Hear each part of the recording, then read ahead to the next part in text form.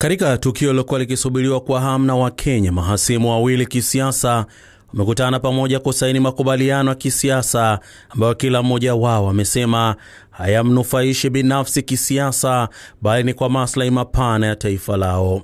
Wa kwanza alikuwa Raila Amolo Odinga Rao, mwanasiasa mkongwe wa Kenya aliyewahi kuwa waziri mkuu wa taifa hilo.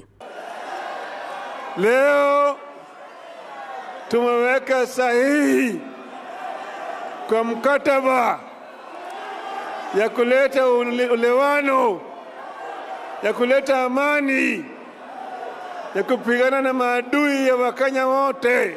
Kwa upande wake, Rais Ruto alisema makubaliano haya yamefungua ukurasa mpya katika siasa za taifa hilo, kwamba kwa umoja wataweza kukabiliana na changamoto wanazozipitia Wakenya hivi sasa. Nimshukuru ndugu yangu mkubwa Raila Amolo Odinga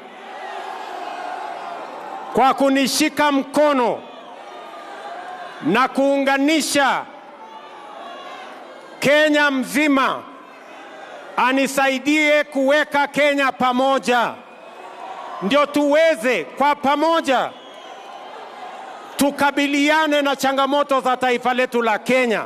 Mara baada ya kufikiwa kwa makubaliano hayo, tayari vyombo vya habari vya Kenya vimeanza kumuita Raila kama mtaalamu ama bingwa wa masuala ya maridhiano, wenyewe wakiazimia neno la lugha ya Kiingereza la handshake.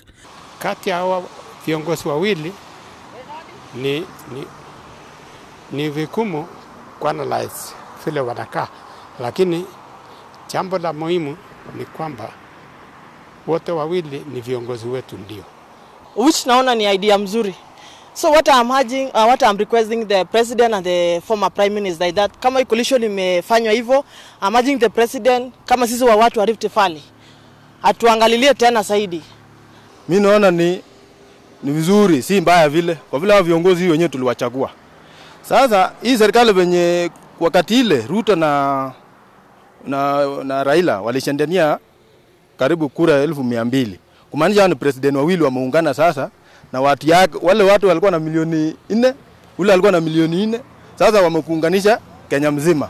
Hii ni mara ya 4 ambako mazingira ya kisiasa Kenya yanamlazimisha Raila kuingia kwenye makubaliano na kiongozi wa nchi hiyo. Mara ya kwanza ilikuwa ni mwaka 2001 wakati alipofanya hivyo na Rais Daniel Arap Moi, akafanya hivyo mwaka 2008 na Rais Mwai Emilio Kibaki, na kurudia tena zoezi hilo mnamo mwaka 2018 akiwa na Rais Uhuru Muigai Kenyatta. Tukio la leo lihudhuriwa na vigogo wa siasa za Kenya na wadau kutoka vyama vya ODM na UDA kinachoongoza nchi hiyo, baadhi yao wakiwa ni naibu rais Kithure Kindiki na magavana Cecil Mbarile wa Embu na Glady Wanga kutoka Homa Bay. Lakini swali ambalo wadadisi wa masuala ya Kenya wanajiuliza sasa ni je, makubaliano haya yatadumu kwa muda gani? Nordin Selemani, Azam News.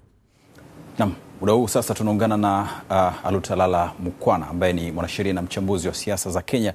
Karibu sana Alutalala, na utueleze makubaliano haya ambayo yamefikiwa na viongozi hawa wawili, kwa nini yamekuja wakati huu? Asante sana Dar es Salaam.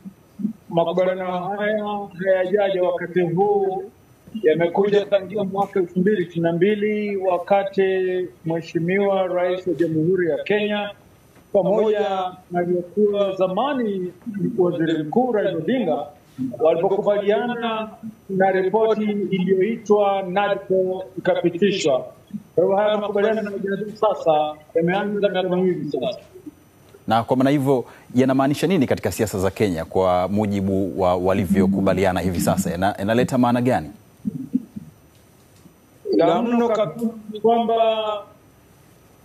makubaliano haya yameapa kipaumbele ripoti ya NADCO ambayo inasema kwamba lazima tuwe na nafasi ya waziri mkuu na nafasi ya kiongozi rasmi wa upinzani iwepo. Kwa hivyo katika mustakabali wa taifa zima la Kenya ni kwamba serikali ya Kenya itakuwa yenye kumjengea nafasi Mheshimiwa Raila Odinga mawaziri watakuwa ni wenye kuingia nafasi zao. La muhimu ni kwamba Rais William Ruto pamoja na Raila Odinga watashirikiana katika uongozi wa taifa, na huenda ikabidi katiba ya taifa ibadilishwe. Na kwa unavyotazama sasa makubaliano haya ambayo wameyafikia, unadhani ni nani anayefaidika zaidi na nani ambaye anapoteza kati ya Raila Odinga na William Ruto? Kwa maoni yangu, hakuna anayepoteza, si Raila Odinga, si Rais William Ruto, wala si taifa la Kenya. Maana ukweli ni kwamba tangu Juni 25 kulipokuwa na machafuko iliyotokana na kundi la vijana maarufu Gen Z, serikali imekuwa katika hali mshike, uchumi umedorora, hali ya usalama imekuwa nzuri sana, nchi imo taabani. Kwa hivyo kwa viongozi hao wawili ambao wana nafasi kubwa katika taifa la Kenya kuja pamoja, italeta amani, tutashughulika na ujenzi wa taifa, uchumi uendelee, na hivyo tuwe ni wenye kufaidika. Na kwa upande wa wananchi tunashuhudia kwamba huenda wakapoteza imani kwa viongozi wa upinzani. Wewe unachukuliaje hilo? Unadhani kutokana na makubaliano ambayo yamefikiwa, wananchi au wafuasi wa upande wa Raila Odinga wanaweza kupoteza imani naye? Yawezekana kwamba baadhi ya wafuasi wa Raila Odinga huenda kuona kwamba ameingia upande wa serikali na kwamba amekuwa ni mwenye kuwatelekeza na kuwaacha pembeni bila kuchukulia maslahi ya tangu mwanzo. Yeye amejulikana kama mtetea haki za wanyonge. Kwa hivyo kuna uwezekano kwamba kuna wafuasi fulani nchini Raila ambao wataona hivyo, lakini kumbuka kwamba wafuasi wake Raila Odinga ni sugu, wasemapo waende ndipo watakapoenda.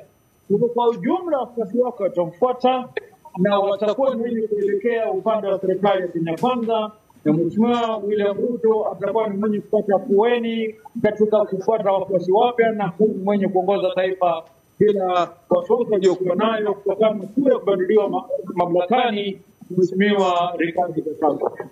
Ninakushukuru sana.